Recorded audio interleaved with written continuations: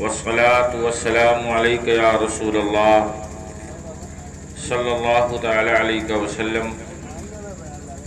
أعوذ بالله من الشيطان الرجيم. بسم الله الرحمن الرحيم. وَلَنَبْلُوَنَّكُمْ بِشَيْءٍ مِّنَ الْخَوْفِ وَالْجُوعِ وَنَقْصٍ مِّنَ الْأَمْوَالِ وَالْأَنفُسِ وَالثَّمَرَاتِ وَبَشِّرِ الصَّابِرِينَ. صدق اللہ مولانا العظیم وصدق رسولہ النبی الامین المبین المکین المتین الکریم ونحن علی ذلک لمن الشاہدین والشاکرین والحمد للہ رب العالمین. ہم سب مل کر بارگاہ خیر الانام میں حدیث درود پاک پیش کریں. اللہم صلی علی سیدنا مولانا محمد وبارک وسلم. صلاۃ و سلام علیک یا رسول اللہ صلی اللہ تعالی علیہ وسلم. اللہ رب العزت کی توفیق سے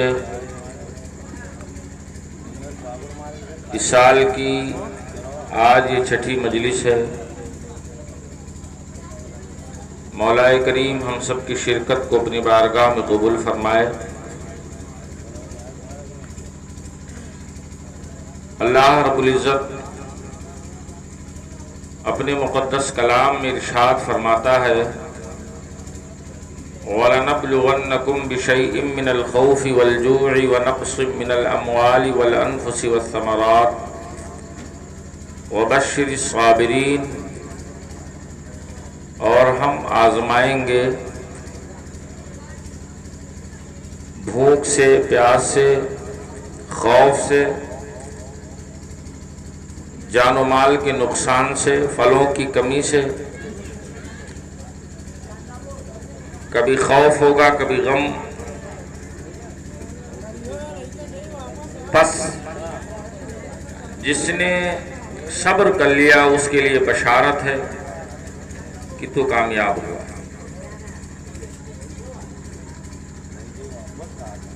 اس آیت کریمہ کو آپ جب پڑھیں اور دیکھیں، غور کریں، جتنا غور کریں کرتے جائیں، پھر اہل بیت اطہار کی زندگیاں دیکھیں تو یوں لگتا ہے کہ دونوں طرف قرآن ہے. ایک وہ قرآن ہے جو کتابوں میں اور کتابوں کی شکل اختیار کیے ہوئے ہے، اور دوسرا قرآن یہ ہے چلتا ہے تو لگتا ہے کہ قرآن ہے، سوتا ہے تو لگتا ہے کہ قرآن ہے، بولتا ہے تو لگتا ہے کہ قرآن ہے، غرض جو کرتا ہے یوں لگتا ہے قرآن ہے. اللہ رب العزت حضور صلی اللہ تعالی علیہ وسلم کی اولادوں کو وہ شان و فضیلت عطا فرمائی ہے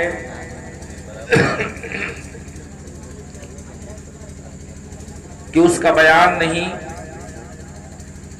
اللہ رب العزت نے اپنے محبوب مکرم صلی اللہ تعالی علیہ وسلم کی نسل کو بڑھانے کے لیے اور فیض نبوت صلی اللہ تعالی علیہ وسلم سے اس دنیا کو مالا مال کرنے کے لیے سیدہ خاتون جنت کی گود میں جو سب سے پہلی ذات آئی اس کا نام امام حسن ہے. آپ کی ولادت طیبہ 15 رمضان ہجری 3 میں مدینہ منورہ کے اندر ہوئی. حضور کو خبر دی گئی، حضور تشریف لائے، بے حد خوش ہیں. کان میں اپنے نواسے کے آقا نے اذان پڑھی، اور اقامت پڑھی. ایک چیز اور سمجھ لیں کہ ہم لوگ جب کسی بچے کے کان میں اذان و اقامت کہتے ہیں تو دہنے کان میں ایک مرتبہ اذان کہہ دیا، بائیں کان میں ایک مرتبہ اقامت کہہ دی. مگر سنت یہ ہے، حضور کا طریقہ یہ ہے کہ حضور جب کسی بچے کے کان میں اذان کہتے تو 4 مرتبہ داہنے کان میں آپ اذان فرماتے اور بائیں کان میں 3 مرتبہ تکبیر فرماتے. اس طرح سے آپ نے اپنے نواسے کے کان میں اذان اور تکبیر پڑھی. پھر حضرت علی سے کہنے لگے، اے علی تم نے اپنے بیٹے کا نام کیا رکھا ہے؟ حضرت علی کہنے لگے، یا رسول اللہ، نانا کے ہوتے ہوئے باپ کی کیا مجال کہ نام رکھ دے، آپ کے بیٹے ہیں، آپ جو چاہیں نام رکھیں. آپ نے فرمایا پھر میں رب پر چھوڑتا ہوں، جو رب چاہے گا نام رکھ دے گا. بس اتنا فرمایا تھا کہ حضرت جبریل حاضر ہوئے اور عرض کرتے ہیں، یا رسول اللہ، اللہ رب العزت نے آپ کو سلام فرمایا ہے، نواسے کی پیدائش پر مبارکباد پیش کی ہے، اور رب آپ کے نواسے کا حضرت ہارون علیہ السلام کے بچے کے نام پر شبر رکھتا ہے. اور یہ سریانی لفظ ہے. عربی میں شبر کا معنی حسن ہوتا ہے، لہذا آپ اپنے اس نواسے کا نام حسن رکھ دیں. حضور اکرم صلی اللہ تعالی علیہ وسلم نے حسن نام تجویز فرمایا. اور آقا حسین بڑے بھائی حضرت امام حسن سر سے لے کر سینے تک حضور صلی اللہ تعالی علیہ وسلم کی طرف، اور جب حضور لیے اپنے نواسے کو نہار رہے تھے، خوشیاں منا رہے تھے، صحابہ کرام آ کر حضور کو مبارکباد پیش کر رہے تھے، اتنے میں حضرت ام ایمن آئیں اور حضور کے ہاتھوں کو پکڑا، بوسہ دیا اور عرض کرنے لگی، یا رسول اللہ، آپ پر میرے ماں باپ قربان جائیں، آپ یہ جاننا چاہیں گے کہ جب آپ کی پیدائش ہوئی تھی تو آپ کیسے تھے؟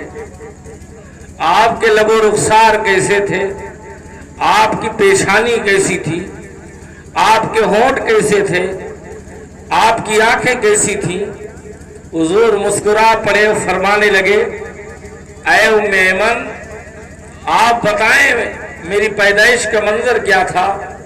تو حضرت ام ایمن نے حضور کے ہاتھ کو ذرا دبایا اور کہنے لگی، یا رسول اللہ، آج کی تاریخ میں اگر آپ کی ماں آمنہ خاتون زندہ ہوتی اور آپ کے نواسے کی ولادت کو دیکھتی اور پھر اپنی آغوش میں لیتی تو آپ کا ہاتھ پکڑ کر کہتی، اے بیٹے محمد، دیکھ جس طرح تیرے نواسے کی چمکتی ہوئی پیشانی ہے، اسی طرح تیری بھی والضحیٰ پیشانی تھی. جس طرح تیرے نواسے کی کالی کالی زلفیں ہیں، اسی طرح تیری بھی واللیل زلفیں تھی. جس طرح تیرے نواسے کی مازاغ سے بھری ہوئی نرگسی آنکھیں ہیں، اسی طرح تیری بھی آنکھیں تھیں.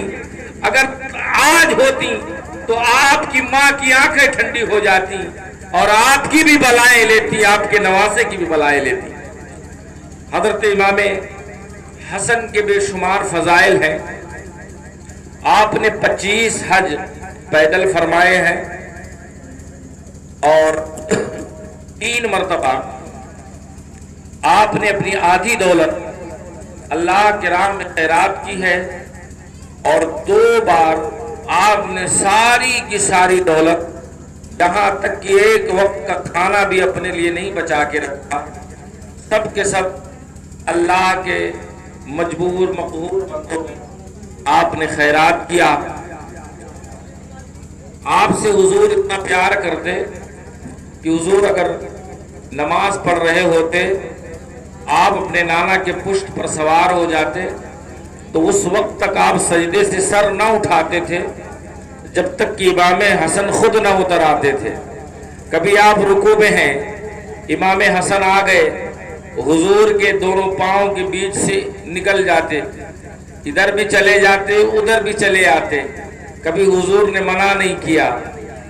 آپ خطبہ دے رہے ہوتے تھے جمعہ کے، کبھی امام حسن آ گئے اور بچپنا تھا اور پاؤں میں تھوڑی لغزش پیدا ہوئی، لڑکھڑا کر گر پڑے، حضور نے خطبہ چھوڑ دیا، منبر سے اتر آئے اور امام حسن کو اپنی آغوش میں لیا، پھر منبر پر بٹھایا، پھر آقا نے خطبہ دینا شروع کیا۔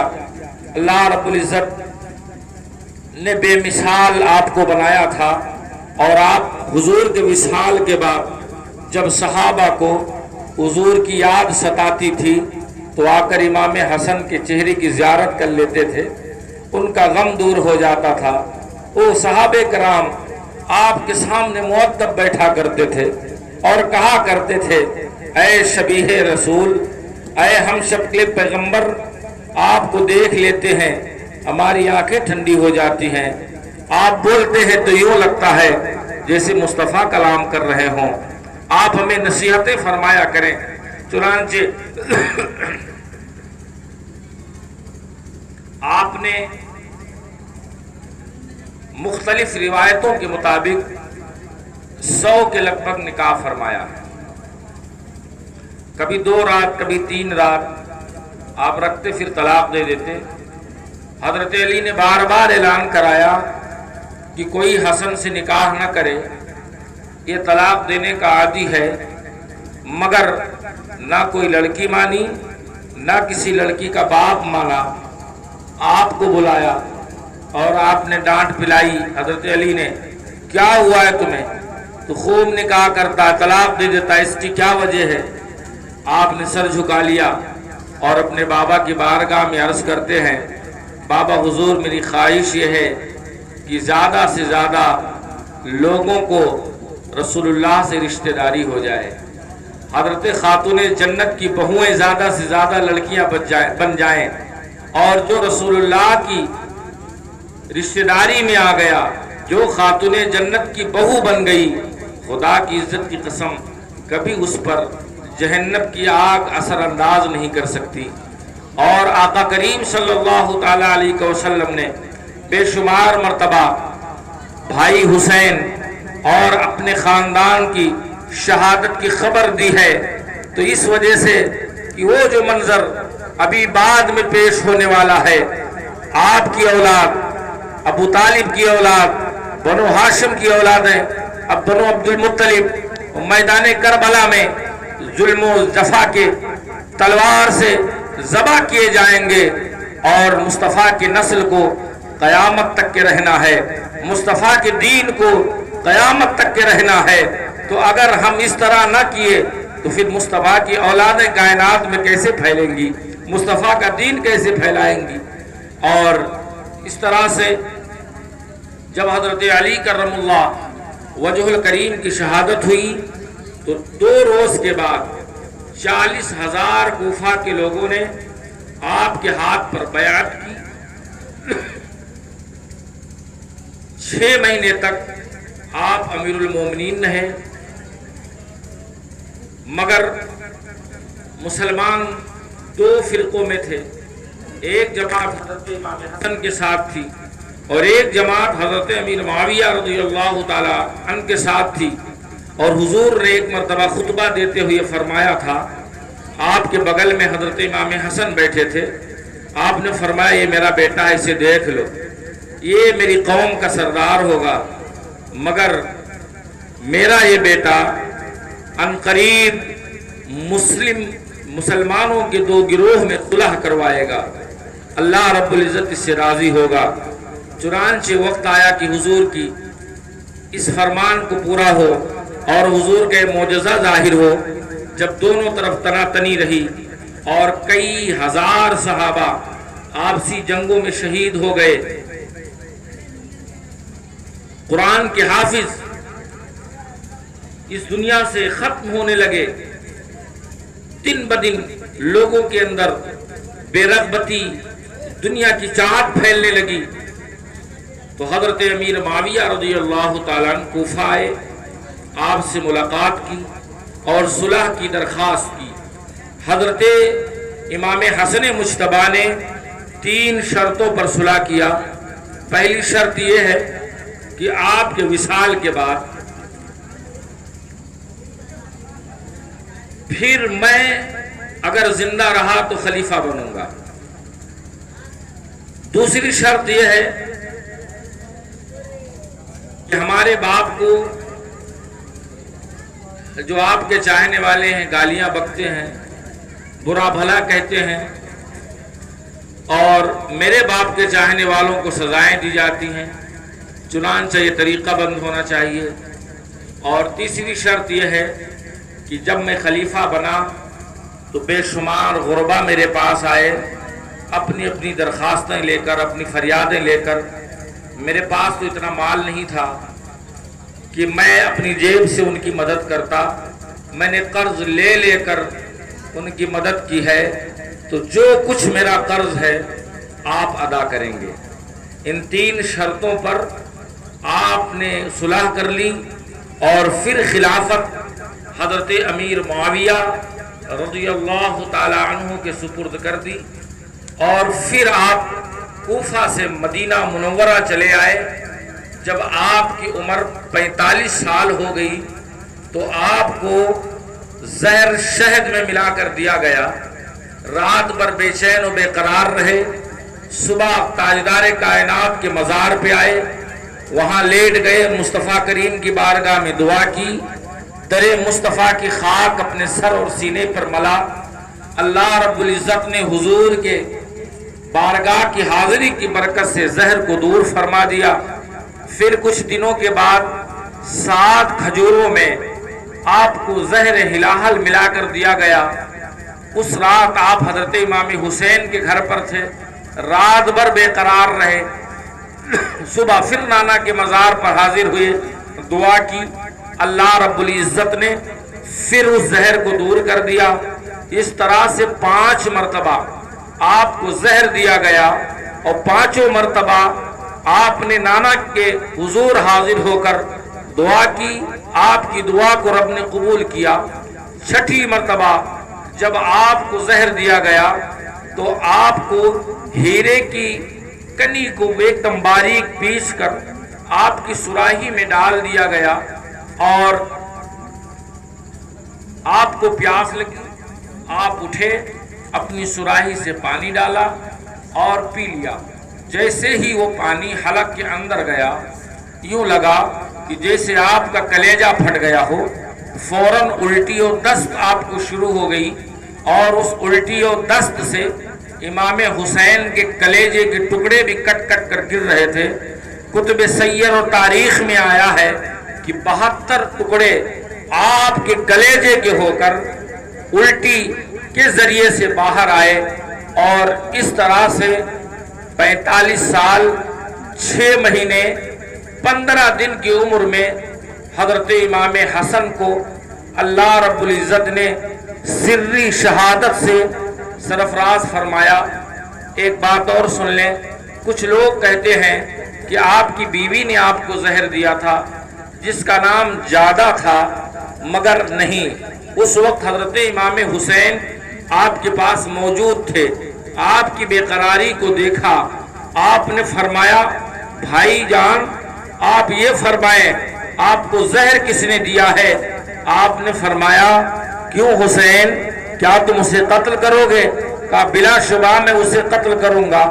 آپ نے فرمایا، جس پر میرا شبہ ہے، جس پر میرا گمان ہے، اگر اس نے مجھے زہر دیا ہے تو پھر میں اللہ کے اوپر یہ معاملہ چھوڑتا ہوں، اللہ خود میرا بدلہ لے گا، اور اگر جس پر میرا گمان ہے اس نے زہر نہیں دیا اور میں نے آپ کو نام بتا دیا، تو ناحق کوئی مسلمان قتل کیا جائے یہ بھی مجھے گوارا نہیں ہے۔ لہٰذا میرا رب خوب جانتا ہے، میں اس کی خبر کسی کو نہیں دے سکتا۔ آج کچھ لوگ کہتے ہیں یزید کے بہکاوے میں آ کر آپ کی بیوی نے آپ کو زہر دیا تھا، نہیں، یہ غلط الزام ہے۔ جب امام حسین کو آپ نے نہیں بتایا تو تو لکھنے والوں نے کہاں سے لکھ دیا، پڑھنے والوں نے کہاں سے پڑھ لیا، اور بات کرنے والے کہاں سے کر رہے ہیں، اللہ خوب جانتا ہے۔ اور دوسری وجہ یہ ہے کسی کو نہ جاننے کی، کیونکہ اللہ کے رسول دعائیں فرمایا کرتے تھے، یا اللہ مجھے شہادت کی موت عطا فرما۔ اور نبیوں میں سے جو 1,24,000 پیغمبر آئے ہیں، اللہ رب العزت نے فردن جتنے کمال سارے نبیوں کو عطا کیے ہیں، سارے کمال کو اکٹھا کر کے اپنے حبیب میں جمع کر دیا۔ تو شہادت بھی ایک کمال ہے انسانی زندگی کی۔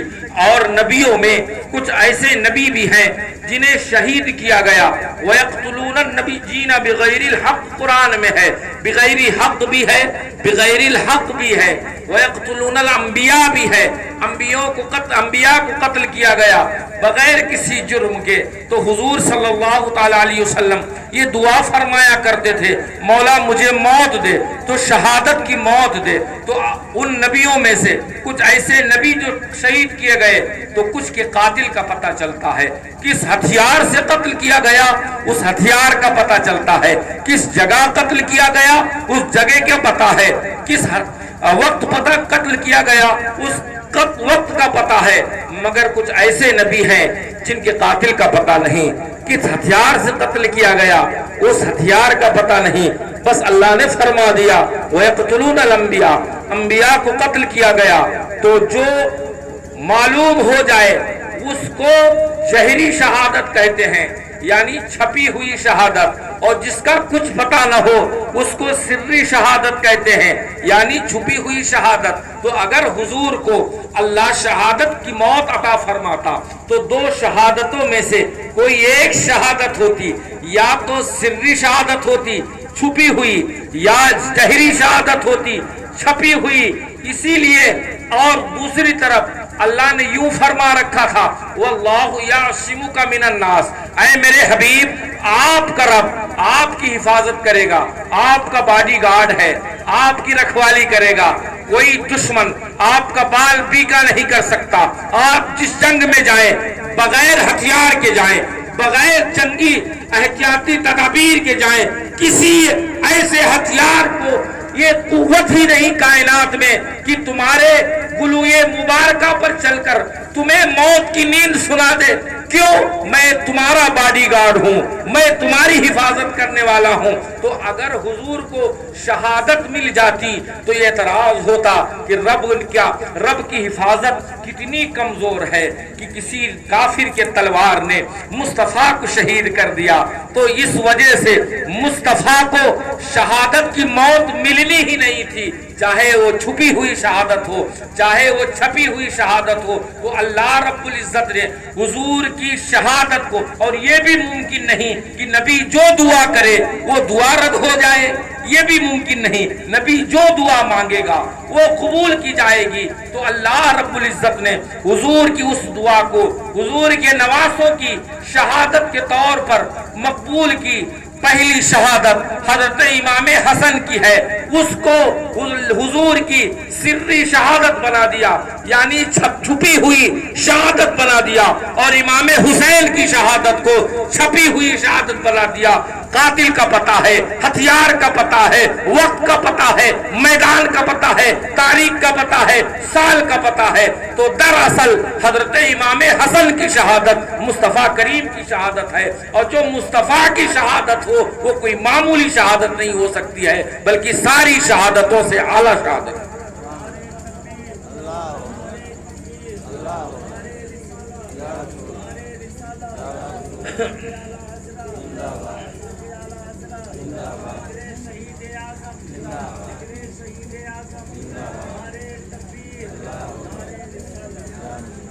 تو ہجری 41 میں حضرت امام حسن نے خلافت حضرت امیر معاویہ کو دے دی، اور ہجری 39 میں آپ کی شہادت ہوئی۔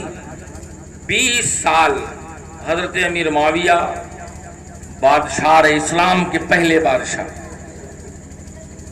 جب آپ کا آخری وقت آیا، آپ نے اپنے بیٹوں کو بلایا۔ ایک چیز اور صاف کر لیں، حضرت امیر معاویہ رضی اللہ تعالی عنہ حضور کے سگے سالے ہیں، اور حضور نے فرمایا امیر معاویہ میری امت کا ماموں ہے۔ اکثر و بیشتر اگر حضور کے بال وغیرہ کاٹنے ہوتے، حجامت کرنی ہوتی، تو حضرت امیر معاویہ آپ کی حجامت کرتے تھے۔ قرآن کو لکھوانا ہوتا تو 15 کاتب تھے یا 17، دو روایتیں، 15 17۔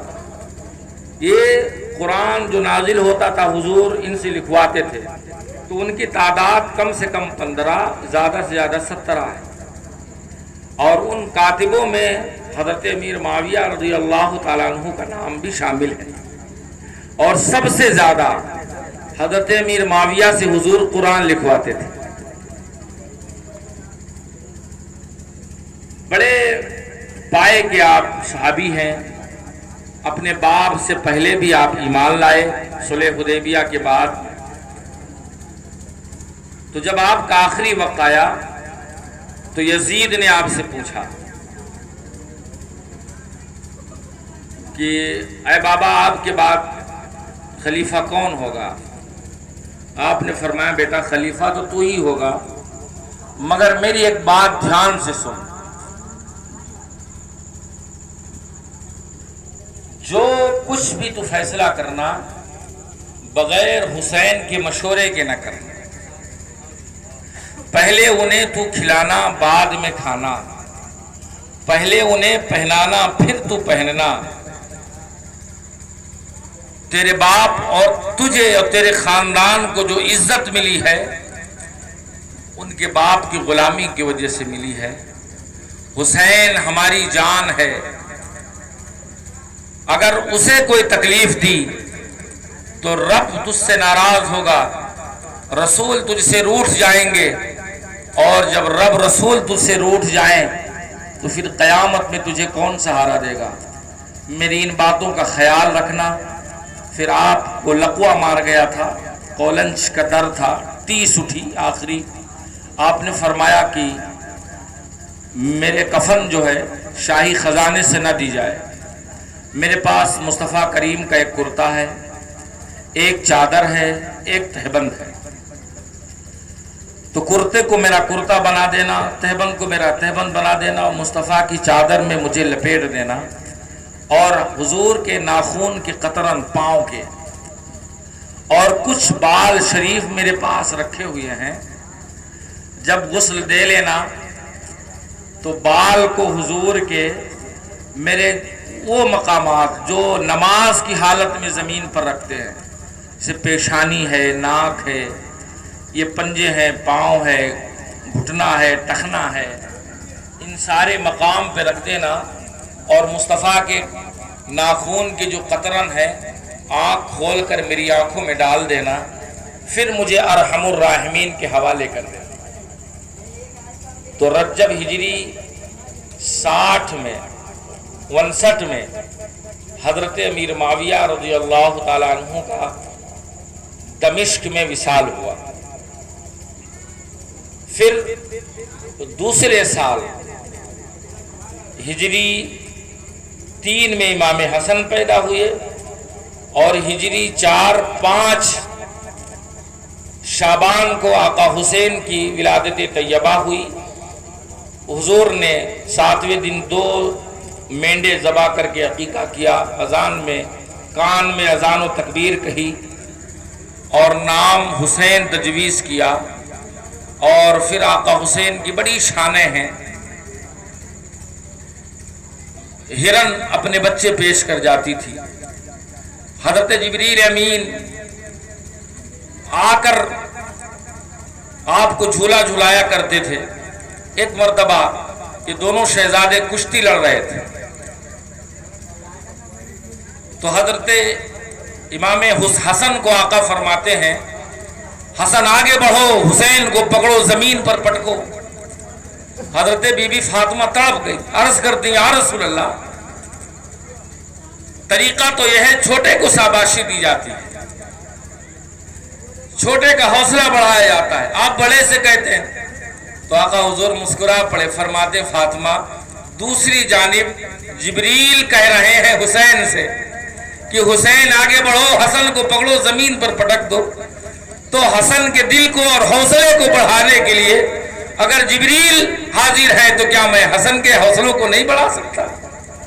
جن کے کھیل اور کود میں فرشتوں کا سردار حصہ لے رہا ہو، اور اگر تختی لکھ دے تو لے کے آ گیا بابا کے پاس کہ بابا دیکھیے ہم دونوں کا لکھنا کس کا اچھا ہے۔ حضرت علی نے دیکھا کہ اپنے ماں کے پاس جاؤ۔ ماں سے کہا ماں بتائیے ہم دونوں کی رائٹنگ کس کی اچھی ہے؟ ماں نے دیکھا نانا کے پاس جاؤ۔ نانا کے پاس گئے، دیکھا، کہا تم اپنے باپ کے پاس نہیں گئے تھے؟ کہا نانا بابا کے پاس بھی گئے، ماں کے پاس گئے، سب نے آپ کے پاس بھیج دیا۔ حضور نے سوچا کہ اگر میں کہوں گا حسن کی تختی اچھی ہے، حسین کو دل کو تکلیف ہوگی۔ یہ کہہ دیا حسین کی تختی اچھی ہے، حسن کو تکلیف ہوگی۔ اتنے میں جبریل امین حاضر ہوئے اور 7 موتی لے کر کے آئے اور کہنے لگے یا رسول اللہ، رب نے یہ دیا ہے، فرمایا ہے ان موتیوں کو اچھالیں، جس کے تختی پر 4 گرے اس کی رائٹنگ اچھی ہے، جس کے تختی پر 3 گرے اس کی کم اچھی ہے۔ حضور نے جب موتیوں کو ہوا میں اچھالا اور پھر جب وہ موتی تختی پر آ کر گرے تو رب کی قدرت، ان 7 موتیوں کو اللہ نے 2-3 گرا کے ایک کو آدھا کر کے 3.5 کی شکل میں دونوں تختیوں پہ رکھ دیا۔ ارے جس کے لکھنے میں قدرت رب کی حصہ لے رہی ہو، ان کا شان کیا ہو۔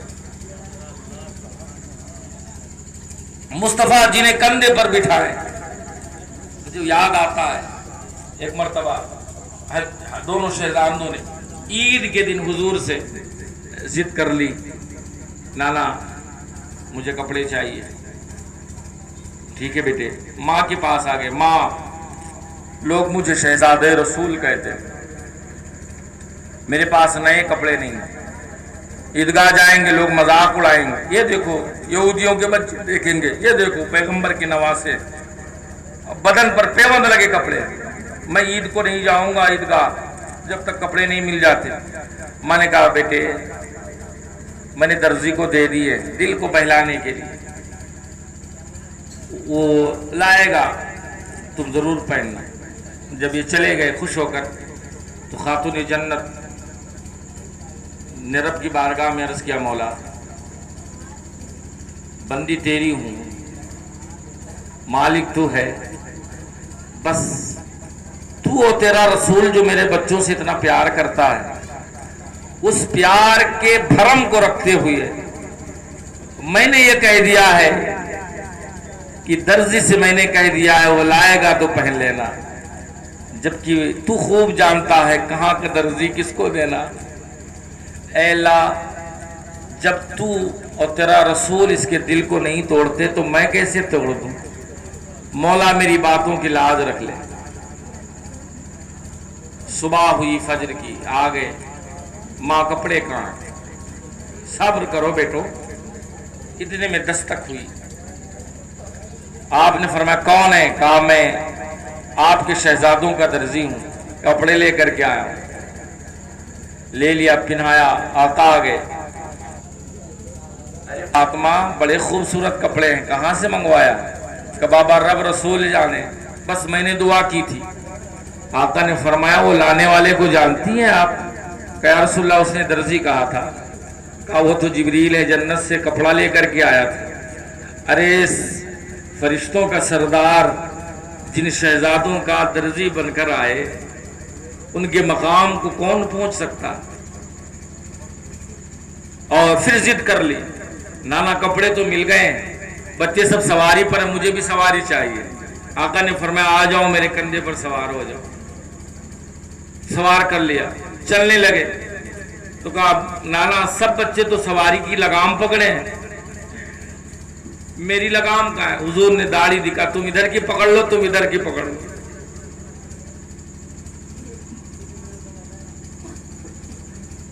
پھر کچھ دور چلے تو کہنے لگے یا نانا سواریاں بولتی بھی ہیں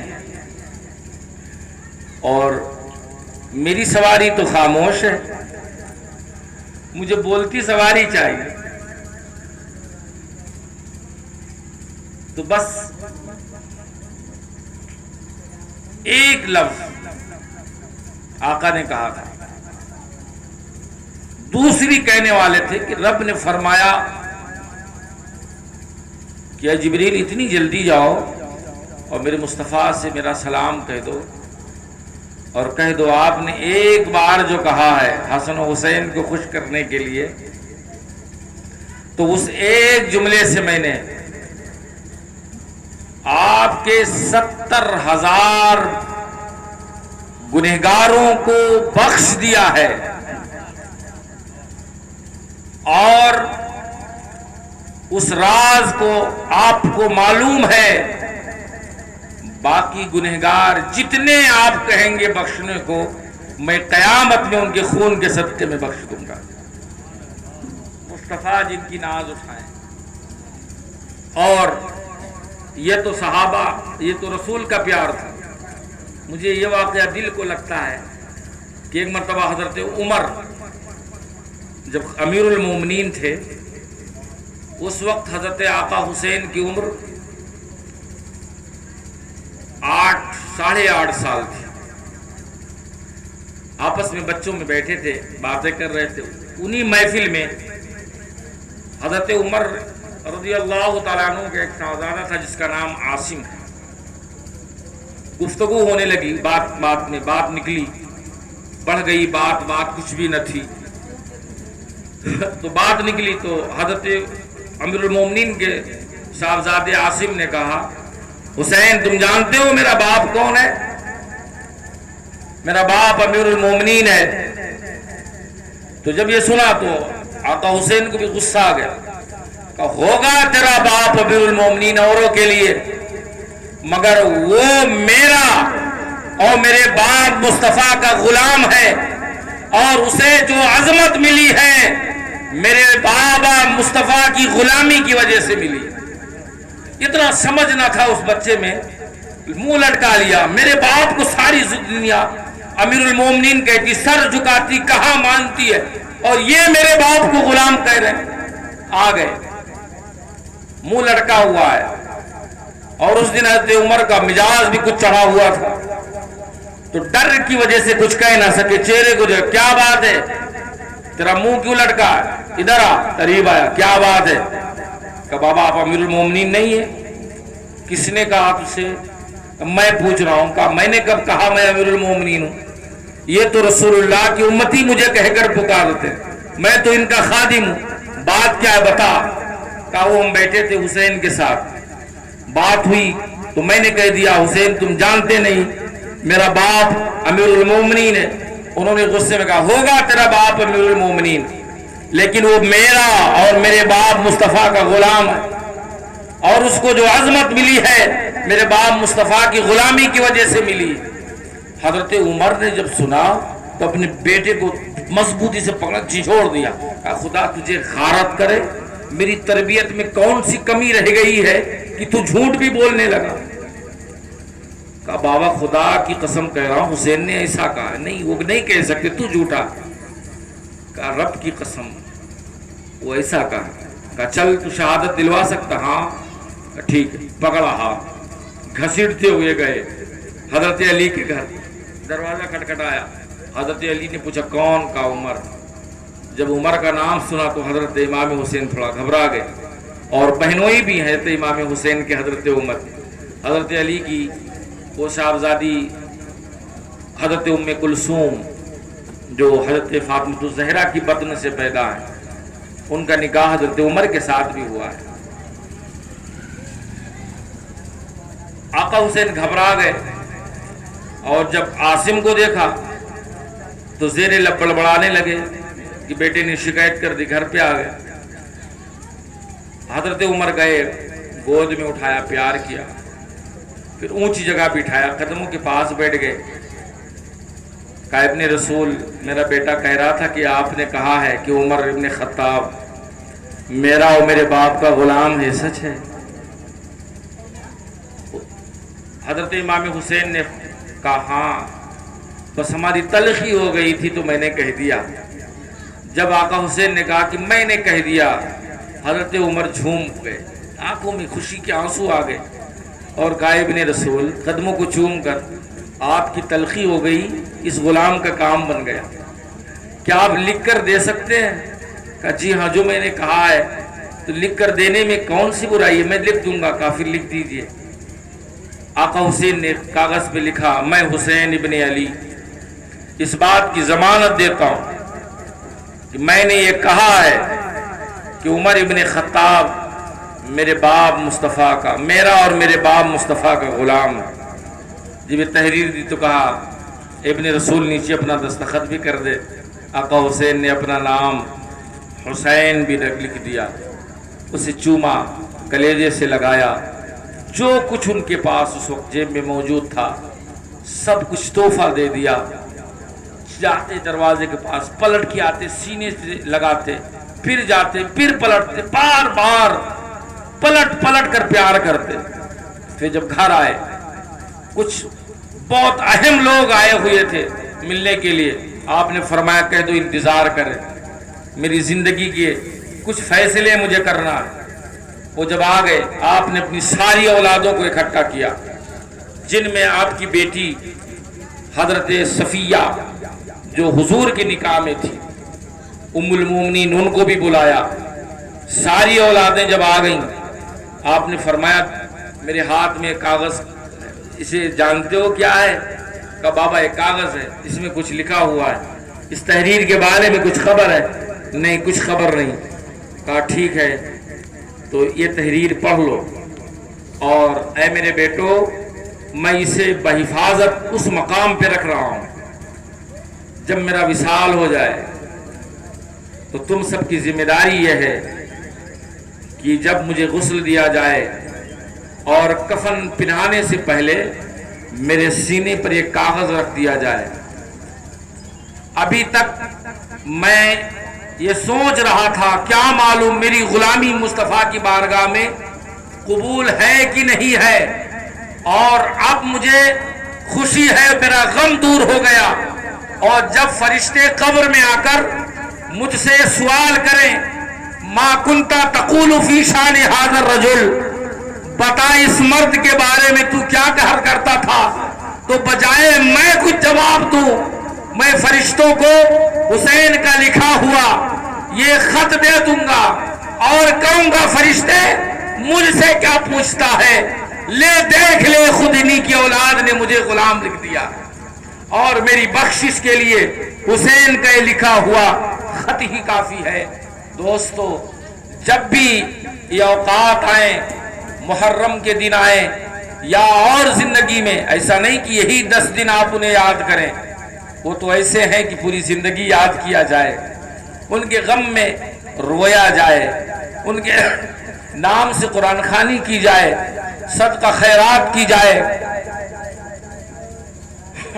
ان کے مشن کو آگے بڑھایا جائے، قرآن پڑھا جائے، نفلیں پڑھی جائیں، ان کے نام پر ڈھول بجانا یہ محبت نہیں ہے، ناچ گانا کرنا یہ محبت نہیں ہے، ادھر ادھر پاؤں میں گھنگرو باندھ لینا، کمر میں پٹکا باندھ لینا، پھر دوڑے دوڑے گھومنا، پیشاب لگے تو کھڑے کھڑے پیشاب کرنا، لیٹرنگ لگ جائے تو کھڑے کھڑے ہگنا، پانی بھی نہ لینا، اور حسینی تم کیا کہتے ہیں فوجی بن کر ادھر ادھر اپنا تعارف کرواتے ہو، ہم پیگاں ہیں، ہم حسین کے لشکری ہیں، اور پیشاب کرتے ہو، چھینٹے تمہارے بدن پہ لگتے ہیں، یہ کون سا حسینی لشکر آ گیا بھائی جسے پاکی و ناپاکی کا خبر نہیں ہے، جو ساری زندگی مصطفیٰ کی سنت کے فروغ پہ اور مصطفیٰ کی سنت ہی کی خاطر اپنی جان قربان کر گیا، 6 ماہ گالی اصغر دے دیا، اکبر کی جوانی لٹا دی، بھائیوں کی جوانیوں کو قربان کر دیا، بہنوں کی گود اجاڑ دی، لیکن مصطفیٰ کی شریعت سے سمجھوتا نہ کیا۔ ہم کیسے حسینی ہیں، سب کچھ کرتے ہیں سوائے شریعت کے، کیا کرتے ہیں؟ وہی کرتے ہیں۔ آج میں دیکھتا ہوں یہ جب چاند نکلتا ہے، ہمارے ہاں کربلا ہے، وہ دھما چوکڑی رہتی ہے عورتوں کی. خدا کی پناہ تمہیں کس نے اجازت دی ہے ایسی جگہوں پر جانے کے لیے؟ بے پردہ جاتی ہو. وہاں میں نے 10-15 ایسے اوباش لڑکوں کو دیکھا ہے جو آس پاس کے گاؤں کے رہتے, ادھر سے ادھر وہ بائک لے کے گھومتے اور ننگی آنکھوں سے, بھوکی آنکھوں سے, بھیڑیوں کی آنکھوں سے ادھر ادھر دیکھتے ہیں. اور کوئی ایسی لڑکی آج کنواری پاک مریم نہیں ہے. ایک صحابی جب یہ مسئلہ پردہ کا یہ آیت نازل ہوئی پردہ کی, تو حضور بیٹھے ہوئے تھے اپنی 2 ازواج کے پاس. ایک صحابی حضرت عبداللہ ابن مکتوم یہ نابینا تھے, یہ حضور کے بارگاہ میں آئے. حضور نے فرمایا کہ تم جاؤ پردہ کرو. تو آپ کی بیویوں نے فرمایا یا رسول اللہ تو اندھے ہیں. آقا نے فرمایا وہ اندھا ہے, تم تو اندھی نہیں ہو, تم تو دیکھ رہی ہو. اور میں ان مردوں کی بے غیرتی کہوں گا جن کی عورتیں, ان باپوں کی بے غیرتی کہوں گا جن کی لڑکیاں اس طرح سے جاتی ہیں بھیگتے ہوئے. پچھلے سال یہ 2 سالوں میں تو میں نے دیکھا ہے پولیس جب آتی تھی نا تو کچھ ایسیوں کا تو وہ بھاگ میں ان کے سطر کھل جاتے تھے. جو جن بدن کے جن اعضاء کو چھپانا, ویسے عورت تو سر سے پاؤں تک عورت ہے, مگر ان کے سطر کھل جاتے تھے اور کہیں ادھر بھاگ رہی ادھر بھاگ رہی. بارش ہو رہی ہے, بارش جب ہوئی اور آدمی بھیگتا ہے, کپڑا پہنے ہوئے ننگا ہو جاتا ہے, یہ شکلیں لے کے گھومتی. کچھ کہو تو کہتی ہیں یہ مولانا وہابی ہو گیا, اس کو بڑی چڑ ہے کربلا سے. یہ اتنا بڑا الزام کہ وہابی ہو گیا. اور پھر انجام تعزیہ کا میں یہ دیکھتا ہوں کہ ابھی اگر آپ تعزیہ لے آئے اپنے گھر یا 9-10 تاریخ میں کوئی ہندو اگر میلی نگاہ سے ہماری تعزیہ کی طرف دیکھ لے تو میں اس کے خلاف ہوں, پھر بھی میرا خون کھول جائے گا کہ میرے اسلام کی, یہ میرے مذہب کی جو نشانی ہے اس کا مذاق اڑا رہا, مجھے غصہ آئے گا. تو جو مجھے اس سے خوشی نہیں ہے اسے غصہ آ جائے گا, تو جس کی وہ جان ہے پھر اسے کتنا غصہ آئے گا. نہ جانے کتنے بوال ہوتے ہیں, جھگڑے ہوتے ہیں, آپ لوگ جا کے وہاں دفنا کے چلے آتے ہیں. پوری ٹھنڈی میں اس علاقے کے جتنے کتے ہوتے ہیں نا اسی میں رہتے ہیں. یہ الس پوروا کے چمار, چھوٹے کرنپور کے چمار, ان کی جو خنزیریں ہیں نا جا کر اسی میں منہ مارتی. اور پھر اگر تم اسے یہ سمجھ تو بہت مبارک ہے تو مٹی بھی نہیں ڈالتے, لات گھونسا سے گونج کے چلے آتے ہو. میں ایک سوال کرتا ہوں میرے بھائیوں, اگر ہمارا انتقال ہو جائے تو آپ مجھے ادکھلا قبر میں چھوڑ کے آ جائیں گے؟ پورا ڈھکیں گے مجھے کہ ویسے قبر میں پھینک کے آ جائیں گے؟ بتائیے نا, پورا ڈھکو گے نا. پھر وہاں کیوں نہیں چھوڑ آتے ہو کھلا؟ پھر اگر آپ مجھے مٹی دیں گے تو لاٹ سے دبا دبا کے, پھر وہاں جا کے لاٹ چلتے ہیں, گھونسے چلتے ہیں, آپ خود ان کی بے حرمتی کرتے ہو. تو میں اپنی ماؤں بہنوں سے گزارش کروں گا کہ خبردار اب کربلا کے نام پر کبھی مت جانا وہاں. آقا حسین یہاں موجود ہیں, اللہ نے انہیں وہ طاقت دی ہے کہ تمہیں کہیں جانے کی ضرورت نہیں ہے, اور صرف پوری دنیا میں ایک ایسی جگہ ہے جہاں آپ کو جانے کی اجازت ہے, وہ جگہ صرف مصطفیٰ کی مزار ہے اور کوئی جگہ نہیں. یہاں تک کہ حج کرنا فرض ہے. اگر وہ عورت پر حج فرض ہے اور اس کے ساتھ میں اس کا کوئی محرم نہیں، پھر بھی وہ حج کرنے چلی گئی تو اللہ اس کے حج کو قبول نہیں کرے گا. اور جب تک وہ گئی آئی، جب تک دوبارہ وہ گھر سے چلی نہ گئی گھر، تب تک حدیث پاک میں ہے اللہ اور اس کے سارے فرشتے اس عورت پر لعنت بھیجتے ہیں جو حج کی فرائض کو ادا کرنے گئی. جو فرض ہے اسے اگر عورت بغیر محرم کے چلی جائے تو اس کے حج کو اللہ قبول نہیں کرتا، اور جب تک گھر واپس نہ آ جائے وہ اللہ کے لعنت میں رہتی. پھر ادھر ادھر جانے سے تمہیں کہاں سے ثواب مل جائے گا؟ بند کرو یہ ڈھکوسلے، کچھ نہیں ہوتا. دل کے نہا خانے میں ہے تصویر یار، جب ذرا گردن جھکا لی دیکھ لی، مست جو جام اٹھا لے وہی پیمانہ ہے، جس جگہ بیٹھ کے پی لے وہی میخانہ ہے. انہیں پکار کر تو دیکھو، وہ یہاں آئیں گے، ہر لمحہ آئیں گے. بس شرط یہ ہے خلوص دل سے پکارو، تمہارے آواز و صدا پوری نہیں ہوگی، وہ تمہاری مدد کو آ جائیں گے.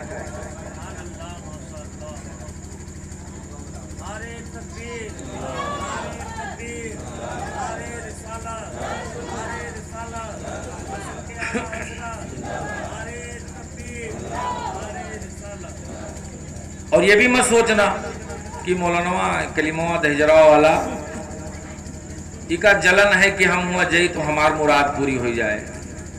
یہ دیکھیے ہم کا جرت ہے، ایسی بھی کوئی بات نہیں ہے.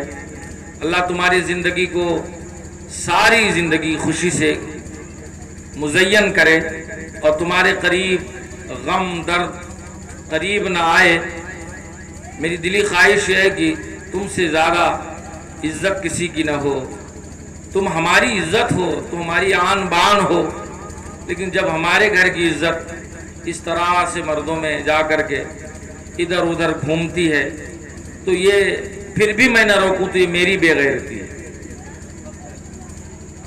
اور الرجال قوامون علی النساء، اللہ فرماتا ہے میں نے مرد کو عورتوں پر حاکم بنایا ہے، تو اے حاکموں اپنی رعایا پر نظر رکھو. اسے ڈھیل دے دو گے تو باغی ہو جائے گی، اور جب باغی ہوگی تو آپ کے تخت کو پلٹ کے رکھ دے گی. اللہ رب العزت اس محفل پاک کو اپنی بارگاہ میں قبول فرمائے. استغفر اللہ ربی من کل ذنب واتوب الیہ وما علینا الا البلاغ. کھڑے ہو کر سلام.